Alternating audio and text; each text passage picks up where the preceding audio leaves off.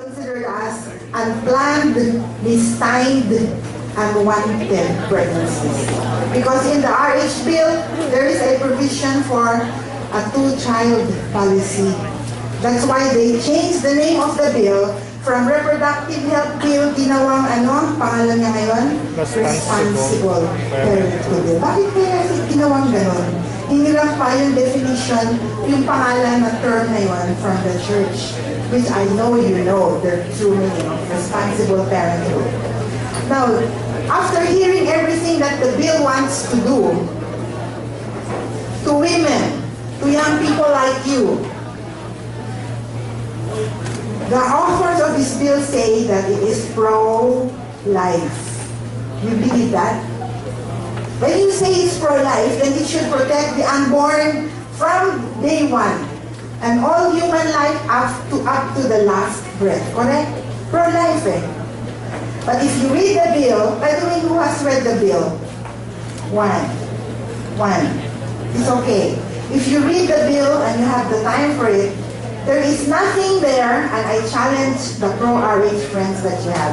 There is nothing in the bill that says it will protect the unborn child from day one.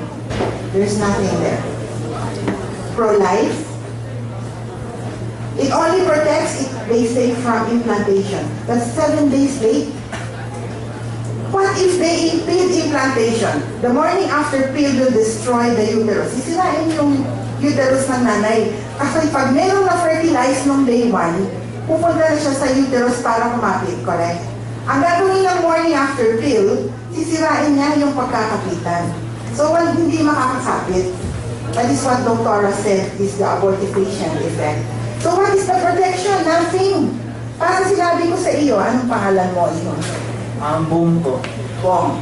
Bong, supposing I told you, Bong, I'm going to treat you to a buffet. What's the best place to eat here in Alabama? Saan ba? Hindi ko alam yung restaurant, pero alimot ako yung favorite. Sige, yung favorite mo, and i-treat kita ng buffet lunch. O kayo lahat, i-treat ko kayo ng buffet lunch. Ang galing, no? Anong gagawin ko? Mukhang marami ito, mga 100, no? Medyo marami ang gastos ko doon. Anong gagawin ko? Pero may promise ako sa iyo po, di ba? Gagawin ko, hindi kita pararatingin doon sa restaurant. Gagawin ko ang lahat para hindi ka makarating sa pupuntahan mo. Ganon ang morning after pill. It promises you health, but it will destroy where you are going. So you will never be able to implant as an early human being. So now, narinig niyo na ba, bakit paulit-ulit itong RH bill? This is not the first time. Matagal na nilang gustong gawing batas ito. 12 years ago pa, nag-umpisa na yan, ang dami ng pangalan. House Bill 4110, 8110, 96, kung ano-ano pa siya ngayon, 42, 44. Bakit gustong-gusto nila? Hindi na ipapasa, balik ng balik. Ang unang narinig nyo, kasi masyado na kayong marami sa Pilipinas. Lumalobo na yung tao sa Pilipinas. And the reason that you are poor is because you are too many. Have you heard that before? Yes. Do you believe that we are poor because we are plenty? Yes. I hear a no, I hear a yes. Naniniwala ba kayo na kaya tayo mahirap ay sobrang dami ng tao? How much is the dollars that are pouring into this country because of so many OFWs abroad? In whose time, if they were not born, if their mother contracepted, wala tayong remittances today. That is what you call people power. That is what you call robust population. And in our population, kung titignan natin yung picture natin, kalahati ng ating total population ay less than 30 years old. Kayo yun. You are the bulk of the Philippine population, and yet they are saying that it is not good that we are too many. Now, bakit paulit-ulit? Hindi nyo ba nagtatanong sa sarili nyo? Bakit gusto nilang paliitin ang mga bilang ng mga Pilipino? Sa inyong malaman? Why are they saying you are too many? Why are they doing this in all other countries that have good population growth rates like ours? Do you ever wonder? Why do they want this? What's the bigger picture? I will tell you now. It started in 1974. Makita niyo yung picture kanina ni Henry Kissinger, nakausap ni p-noy, ba? Nung nasa Amerika siya, he was one of the advisors of the US President. Nag-meeting yung mga top staff nila at they reviewed the powers, the future of the United States. Very rich country, ha? Anong sabi nila? May problema tayo, mga pare, sabi nila sa meeting ni Kissinger. Ano yung problema natin? Pag dumating ang panahon na itong mga nakararaming bansa ay masyado na silang marami, masama sa atin ito. If they multiply too fast, there is in fact a very fast growth rate and there is a high percentage of young people. And these young people will become adults like you. You will grow up, have families, have children, lalo silang dadami. The problem is very bad. Why was it a problem to them? Dahil ang kanilang problema, mahihirapan sila pagdating ng araw. Pag masyado na tayong marami, baka hindi na sila maka-access sa ating resources at lumakas ang ating power. Look at China now. India, the center of call centers and IT technology. Because they have so many educated people, skilled people, diligent people. China is now a threat to the United States recession. Did you ever read that in the papers? Ayun ang Amerika. They're very nervous because China is going to overcome the economy of the United States because they have the people power. Ganon din ang tingin nila sa akin. Baka tayo masyado ng dadami, mahihirapan sila, mamimiligro ang kanilang mga negosyo. So anong solusyon ngayon? Aba, the smooth flow of raw materials, yamang lupa, will be jeopardized. So ano ang solusyon nila? Hindi ito mangyayari kung tuturuan natin sila pag-birth control. Nakita niyo na? Nakita niyo na yung connection? They call it zero population growth. What does that mean? If a couple, one father, one mother, have 2 children, there is no population growth because they only replace the parents, right? That is zero population growth. Today, what is the average number of kids in your friends' families? Ilan? 3. During your mother's time or grandma's time, ilan? 8. May 10 pa. Cardinal sin was the 14th. Now, dear friends, you can Google this report of Henry Kissinger. Just type NSSM 200. Everything I am going to tell you will be found there. And I will now quote from Henry Kissinger because they targeted many countries in Asia, Africa, South America, and all these countries since 1974. Today, they have legalized abortion except in the Philippines. So we are very careful about that. Ano ang dapat gawin ngayon, sabi ni Kissinger? Kasi sabi nila, Pilipinas, bibentahan mo ng birth control? Ay, hindi yan bibenta doon. Bakit? Noong 1974, sabi niyo, ilan ang bata sa pamilya? 6, 7, no? Ayaw mong Pinoy yan, sabi nila kay Kissinger. Hindi yan, papayag na mag-birth control sila. Sabi ni Kissinger, madali yan. Bibigyan kita ng solusyon, 4 lang. Kasi hindi dapat mahalata ng mga Pinoy na sila ay ating pinipilit mag-birth control. Kailangan, swabe, konting diskarte. Ano yung diskarte na yun? Number 1, ipasok nyo ang birth control sa kanilang development program. O, di ba, Darius? Family planning is part. Joke lang.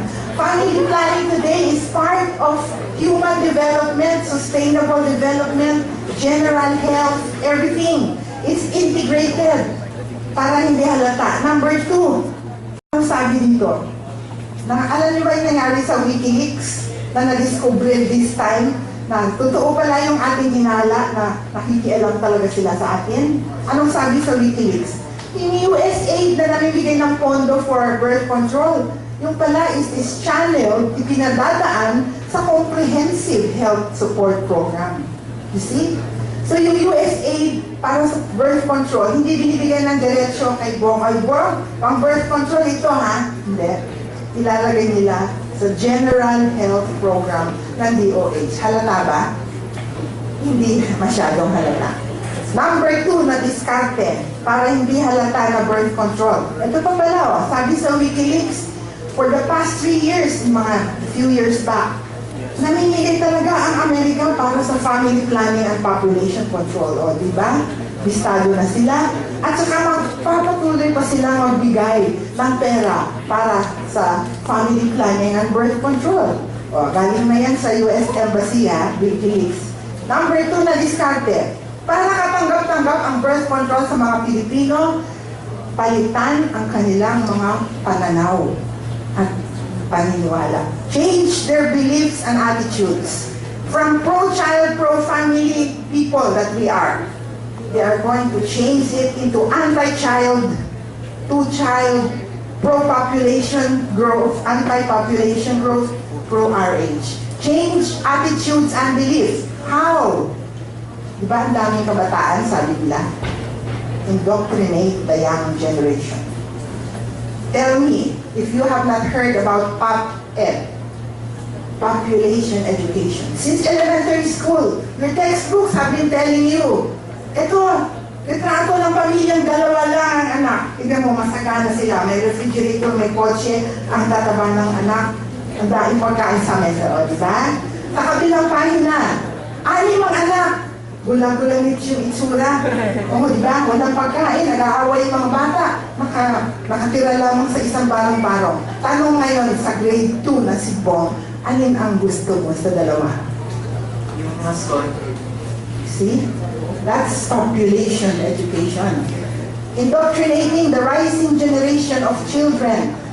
How? Today, that will be used again through mandatory sex education in schools. From grade 5 up to high school. I don't know if you have been through that, but the RH bill is going to do that. Continuing to change beliefs of the younger generation. Later on, I will show you actual teaching guides of Secretary Mona Balisno on life skills education for elementary and high school. I hope we have teachers here. Where the curriculum is going to be integrated. Walang sex education na subject. Correct, teacher? Saan nakapasok yan?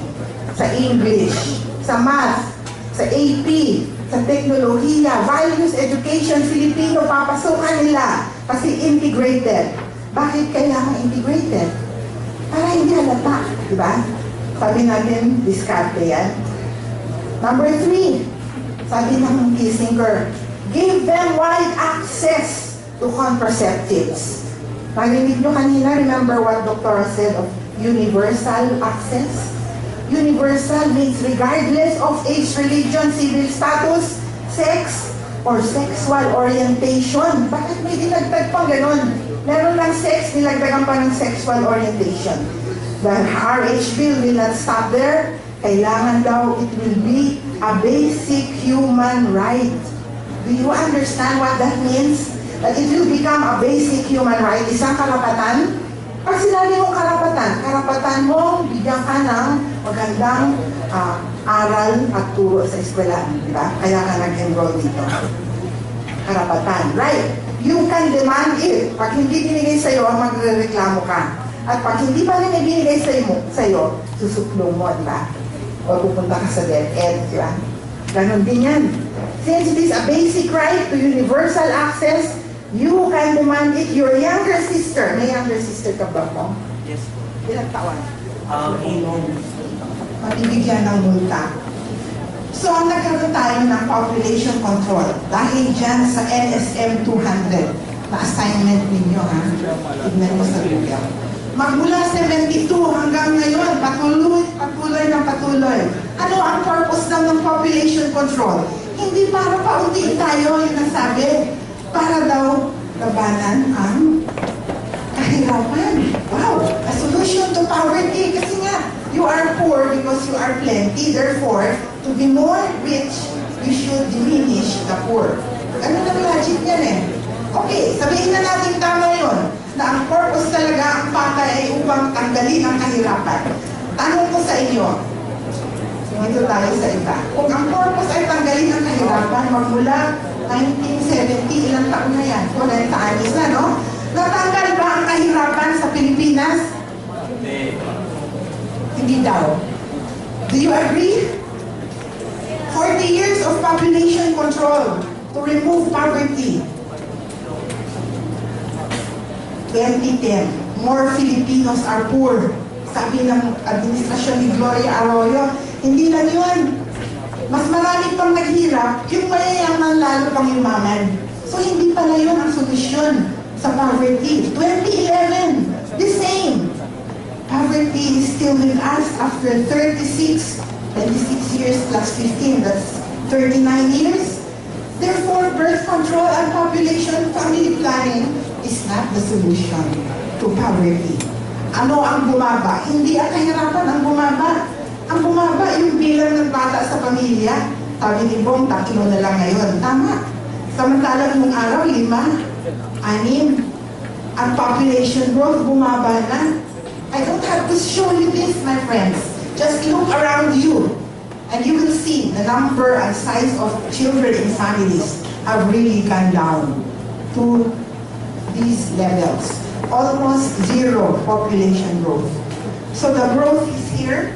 You can see another way of looking at it. In the 1970s, it was this rate. Today, it's only 1.2%. Mabilis ba yun? A car that is running at 20 kilometers per hour today, in 1970 was running 60 kilometers per hour. Speed limit. Still believe that we are multiplying fast. We still believe that we are overpopulated. The Constitution tells us, those of you who read the Constitution, labor is a primary economic force. Ang tawag dyan, yamang tao. Correct? Sino sa atin ang may mga kamag-anak na OFW? Kaibigan, tiyo, kapitbahay, magulang. You still believe that labor is an impediment? That people are the problems? People are not the problems. They are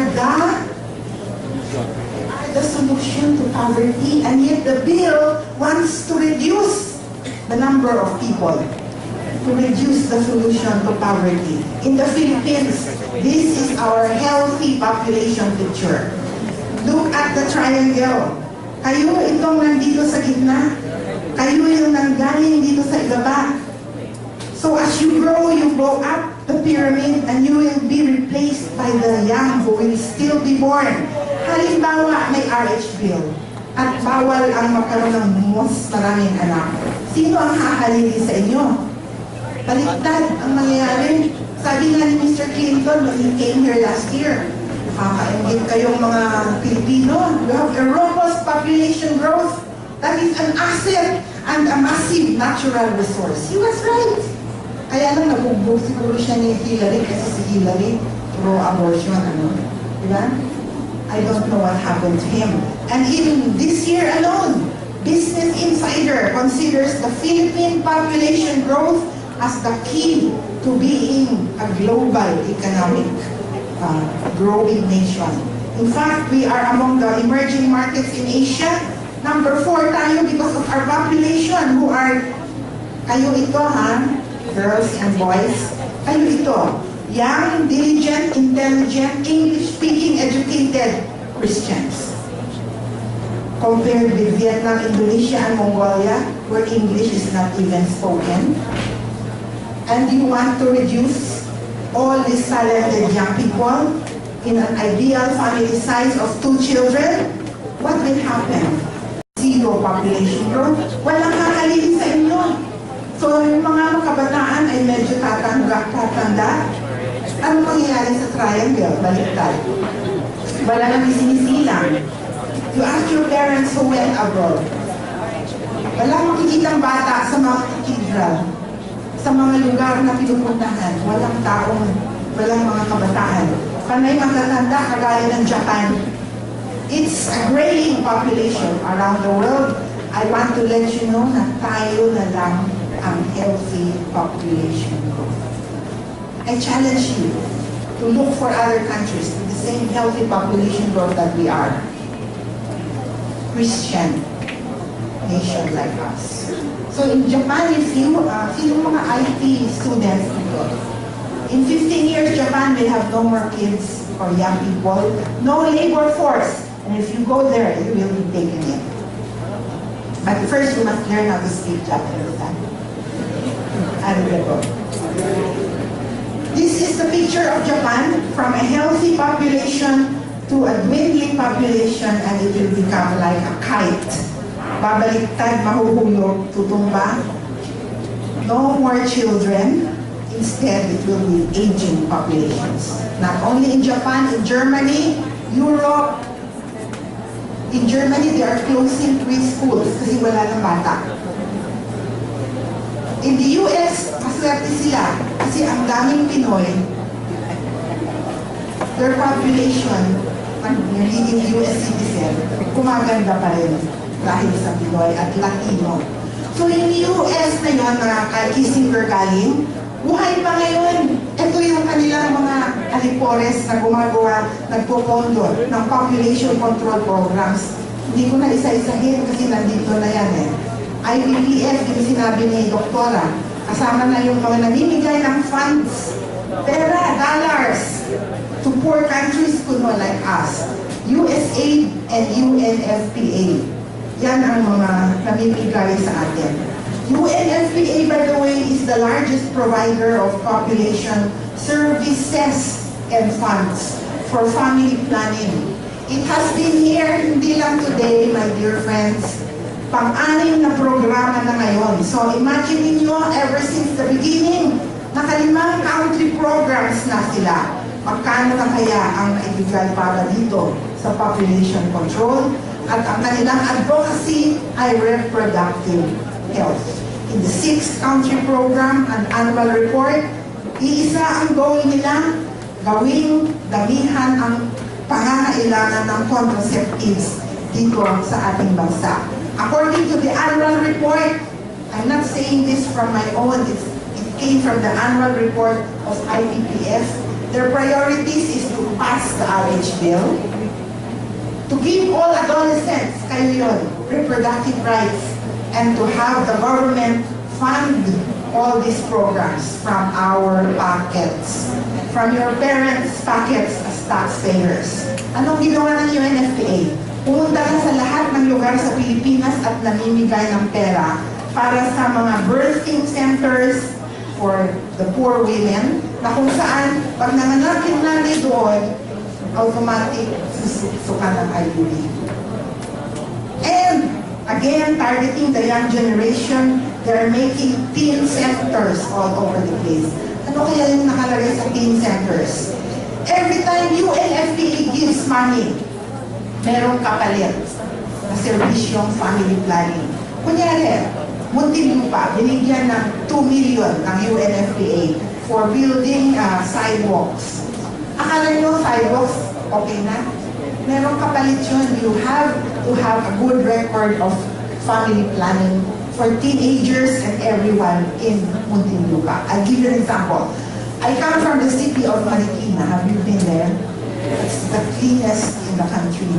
Pupunta ka sa palengke, wala kang makikitang upos na sigarilyo. Pumasok ka sa wet market, na bagong ligo, paglabas mo sa isdaan, ang bango mo pa rin.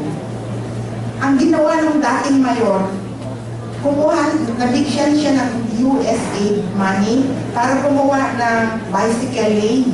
Pwede kang mag-bike dun eh, to save energy and green environment. Natapos yung bicycle lanes. Anong nangyari? From USAID yung pera. After 1 month, nagkaroon kami sa Riverbanks Mall ng vasectomy festival after 1 month.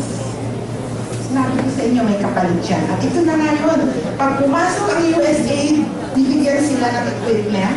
Ano ang nakalagay sa kanilang inventaryo? Tingnan nyo, may nakasulat dito, ligation kit, na suction machine. Bakit may suction machine sa birthing center? In all, this is the inventory of UNFPA in Surigao. What is this suction machine doing in Surigao? It is a manual vacuum aspirator. Akala nyo, sa higla ang binabacuum. Yung mattress ng nanay. MVA, and it is supplied by UNFPA. What is it for? It's not only for menstrual regulation, it is actually for first trimester abortion. The truth will come out. These are not being told to you. You are being told you will have universal access to all legal, safe methods, services, facilities for reproductive health. This is part of reproductive health. And they are doing it now. If they're doing it now, bakit kailangan pa ng isang batas? Samantalang ginagawa na sa buong Pilipinas. Saan ito ginagawa? Binili ito. Binibili, binibenta, hindi ito bigay. Binigay sa DOH para gamitin sa Pangasinan. Kinitiga Pangasinan. You ask City Hall. They have a purchase order for manual vacuum aspiration. And you still need a law in order to make this legal? Tell me, is there abortion in the bill? How does the bill treat the fetus for MVA? What does it call the fetus? Removal of retained products. It's not a baby, it's not human life. It is only a retained product. I cannot say it. It's terrible. That is reproductive health for you. Now, another more terrible news about RH. Mandatory sex education, according to the bill, using life skills. Do you know that, teachers? Life skills approach. Ginagawa na po ito. Nasa modules na po ito, nasa curriculum na ito ng DepEd. Sinabi na ni Doktora, ito na yon. Anong sinasabi sa DepEd curriculum? Kayo daw kabataan, aralin panlipunan ha? Bawat isa sa inyo may karapatan pang reproduktibo. Ano pa? Kung may karapatan kayo, you have the right to make decisions on your own. Not even consulting anyone in your family, regardless of age, remember? Regardless of age, may decision kayo. And you are entitled to all these rights. 2010, DepEd Life Skills Education. Teacher's Manual. Sinong teacher sa math? Meron ba? Anong inaasahan mong ituro sa iyo sa math mo? Numbers, multiplication, etc. Subtraction, equations, relationships. Di ba yun ang math? Magaling ba kayo sa math? Kung ba magaling? Okay. Life skills education in mathematics. Anong tuturo sa math? Sorry, Bong, it's not numbers. Sorry, it's not equations. It's adolescent reproductive health. Mathematics. You can see for yourself, this is the module that is used in mathematics, a teacher's guide for teen wellness program, and you can see the DepEd there, logo, and it is funded by the Australian Aid Mathematics. Do we have teachers in English here? What do you expect to be taught to you in English? What else? Literature, communication skills for English. You are very good and articulate in English. Abby, who introduced me, was very articulate. That's what you think that they will teach English. What will they teach in English? Still adolescent reproductive rights. Adolescent reproductive rights, issues in adolescent issues. What kind of issues? They will debate about abortion. The daughter of my secretary came to me, 17 years old, high school. Tita Jo, bigyan mo naman ako ng material on abortion. Sabi ko, bakit? Kasi po magde-debate kami next week, ang assignment namin sa subject na yun. O ako, anong klaseng material ang gusto mo? Yung pong against abortion, oo, sige, bibigyan kita. E paano yung pro-abortion? Magde-debate sila on issues of reproductive health. Somebody will defend the right to abortion. That is the way.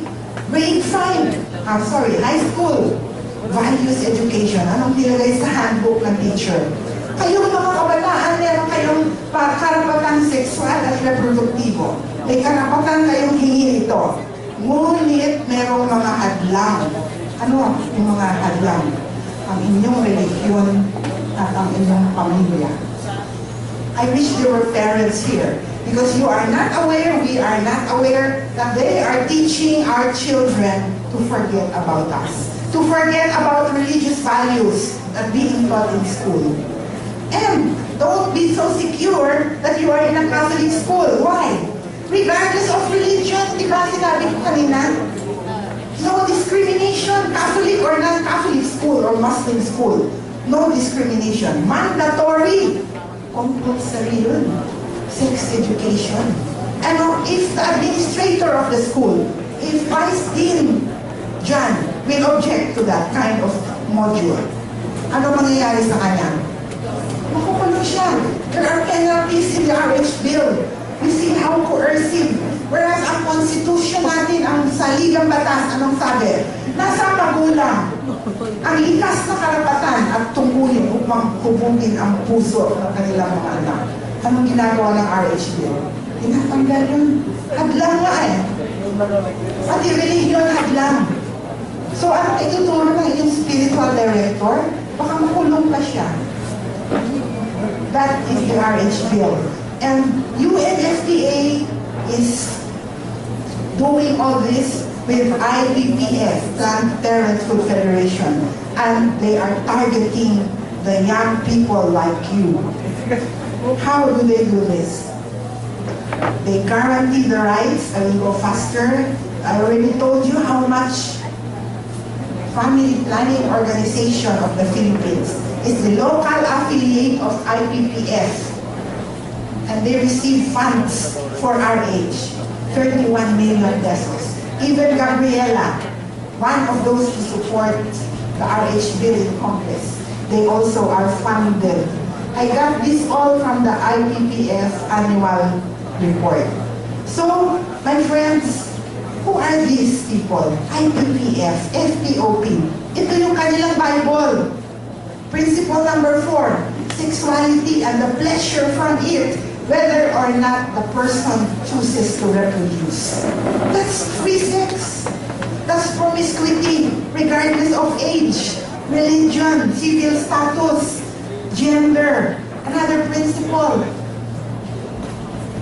access. Free access, universal access. So if you look at the website of FPOP, I challenge you to go there. You will see that they have all these programs for you.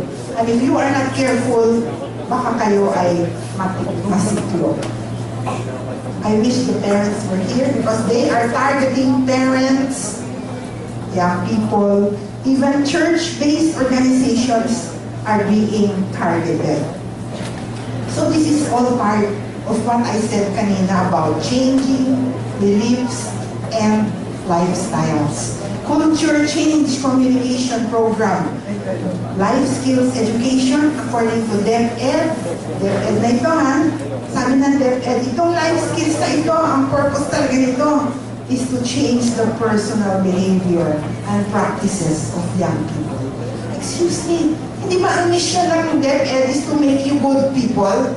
Eh bakit papalitan yung turo sa inyo ng tahanan ng magulang? Lahat ng turo sa atin, yung ating likas na kamalayan. Di ba we are life-loving, family-loving, parent-respecting, lolo-lola respecting. Sino nag-aamen pa sa inyo sa magulang at lolo? Kayong lahat, di ba? Matatanggal yan kasi hadlang yung magulang. Little by little, mapapalitan na yung ating kamalayan at kultura. Yan ang hindi nakikita ng mga nag-aakalang okay ang RH bill. Sorry, Darius, ha? Pero ito yung funding, ito yung report ng USAID. Para sa kaalaman nyo, behavior change, ginagamit ang media. Paano paraan? Sabi ng report ng USAID, ito yung ginawa namin noong 2005. Anong ginawa nila? Pinunduhan nila ang DZMM, nandito, radio, lahat ng media, billboards, talk show, Anthony Taberna, DZMM, pro-contraception, pro-RH, di ba? Meron pang mga ibang FM stations na ganyan ang sinasabi. Yan ang final report. At binibigyan ng USA yung gumagawa ng condom dito. Sino yun? DKT. Sabi ko kayo ang tina-target, di ba? Bakit? Kasi sabi ko kanina, 50% of our people are young. Therefore, you are a big market. Hindi lang kayo market for jeans, for Coca-Cola, what else? For, ano yung ginagamit niyo sa buhok niyo? Baka mga shampoo at mga paganyan, ano? Ano yun? Hindi lang yun, pati sa condom. Because the growth market for condom in this country is expected to grow to more than 50 million in 2012. Kaya makikita niyo si Idol. Bakit Idol? Bakit siya ang ginamit na image maker? Kasi bata. Kasi edad. Madaling makipag-usap sa bata. Hindi man kayo pumunta sa EDSA. Pag kayo ay nag-commute, makikita niyo pa rin si Idol dito sa inyong mga sasakyan. At bakit ang modelo ay bata, kabataan? Bakit hindi kasi edad ko ang modelo? Hindi bibenta yun. Kayo lang marami, tingnan nyo. Di ba? That's not fair to you. They are telling you that you are promiscuous and therefore you should use protection. That's an insult to you. They are giving you through communication and media banana flavor, chocolate flavor. What are they doing to you? And ladies, meron pang snacks, pang breakfast, pang dinner. Frenzy. Now this is what I consider as the most ruthless of all. A young girl as young as Abby telling her that the pill will give her beautiful skin. Sinong idol mong artista, Abby? Beda. Gusto mo maging kamukha niya na walang kikihawa at napakakinis? Bumili ka ng pills at inumin mo. Kaganda ang kutis mo. Kailangan mo ba ng prescription? No. Hindi kailangan. Makakabili ka. No matter what age. That's why the Alabang. Remember the Alabang ordinance na pinagkaguluhan? That is simply following what the law says. Meron ng batas. RA 5291, contraceptives should be under prescriptions. Nakakabili pa rin, pampaganda ng kutis. Okay, paki-condoms, nakakabili. Bakit kailangan mo ka ng coverage bill? Pabibili naman pala. Bakit sinasabi, para lahat ay pwedeng gumamit yung may gusto. Yung ayaw, okay lang. Pero kung gusto mo, kaya ipasa na yung bill. Kailangan mo pala. Samantalang nabibili mo naman. Ang hindi sinasabi, kaya napakalupit dito, hindi sinasabi dito sa kamukha ni Angel Locsin na ito, na kapag gumamit ang isang babae ng pills as young as 18, the younger she is, her chances of having cancer in adult life multiplies by 300%. Hindi nila sinasabi yun. Gusto mo ng magandang kutis? Okay, mag-pills ka. Gusto mo ng cancer? Mag-isip-isip ka. So itong condom use, kumpara natin sa Philippines at Thailand. 1984, zero ang Thailand ng HIV. Anong ginawa? Nag-wage ng 100% condom use program paid by government. What happened after many years? Sa Pilipinas, 2,000 cases. Sa Thailand, 1.1 million. May condom na. Kaya ang tawag dyan sa condom user ay ganyan. You understand what I'm telling you? All the dangers are not told you, and that is most unfair because you are targeted even by the World Health Organization that made this report on Filipino adolescents. And it even tells us who are the recipients. Sino yung kanilang mga alipores na NGO? O, tignan nyo na. PAFCOM nandyan. Department of Health nandyan. FPOP nandyan. At DKT na gumagawa ng condoms nandyan. Ano ba? women's studies, Bacan Erickson, some universities at Ateneo de Naga, pinasukan na. What else? AIDS Foundation, Children's Fund, marami na silang pinagdadaanan ng pera. Hindi sinasabi na ganito ang mangyayari sa inyo. It is most unfair, most cruel. You call this health? You call this women's health? You call this bill pro-health? They are deceiving the women. And lately, Doctora told you about the study on the effect of pills and cancer. That was a long time ago. And confirmed today. Look, this is 2011 report. WHO report on the connection between contraceptives and cancer. What does it say? Oral contraceptives are carcinogenic to humans. 2011. Oral contraceptives are very dangerous to health in the same way that other substances like cigarette smoke is dangerous to health. 2011. And so these are the effects which have already been told. Ito ngayon. Maraming pa rin mahirap sa Pilipinas. So pumunta tayo sa ilalim ng tulay o sa Mariles. Tanungin mo yung nanay. Ito ang ginagawa nilang pro-RSA. Sinasabi, tingnan mo ito si Diana. 5 na yung anak, 6 na yung anak, buntis na naman. Ang hirap sila. Hindi ka ba naawa? Bigyan mo na agad ng pills. Pupuntahan ko si Diana. Diana, pagpipiliin kita between a condom and tubig na malinis para sa anak mo. Anong gusto mo? Anong kayang pipiliin niya? Pipiliin niya condom? Unfair. Tapos sabihin pro-poor yung RH bill. In fact, in Congress, nung interpellation ng isang buwan, tinanong yung isang congressista si Obangco. Hindi ba, sabi ni Congresswoman Magsaysay, itong bill na ito ay poverty measure? Ang sagot ni Congressman Obangco, oo, it is to control and wage a war against poverty, to help the poor. Sunod na tanong, okay, kung parang para naman, if the poor people in my province in Zambales, I ask them to choose between skills, livelihood, education, free medicine, or condoms, what will they choose? Hindi naka-mix o wangko. Siyempre, anong pipiliin ng nanay? Sasagana ang buhay nila pag nag-pills siya ngayon? Na walang edukasyon, walang pabahay, walang gamot, walang skills, walang livelihood. Yan ba ang tugon sa kahirapan? Sa totoo lang, libro ang kailangan, hindi condom. Pipiliin mo yung bata o yung teenager o yung nanay. Nanay, gusto mo ba ng libreng edukasyon sa mga mong anak o gusto mo ng condom? It's very unfair. Kaya si Idol, ito yung totoo Idol, diba? Kung nag-contracept si Nanay Denicia, ang 4 siya eh. Eh, sinong idol natin ngayon? Siya pa naman may anti-RH. Di ba nyo?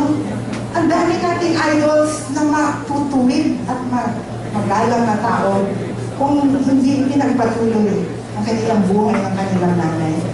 Kaya, friends, this is UP, which is anti-RH, is San Beda, anti-RH. I wonder. Manila East, I don't know about that. Namin ngayon dito, ni Dr. Acosta.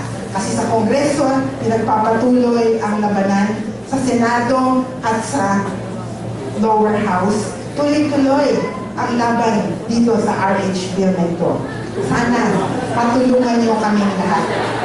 Alang-alang sa inyong kinabukasan. Maraming salamat sa inyo.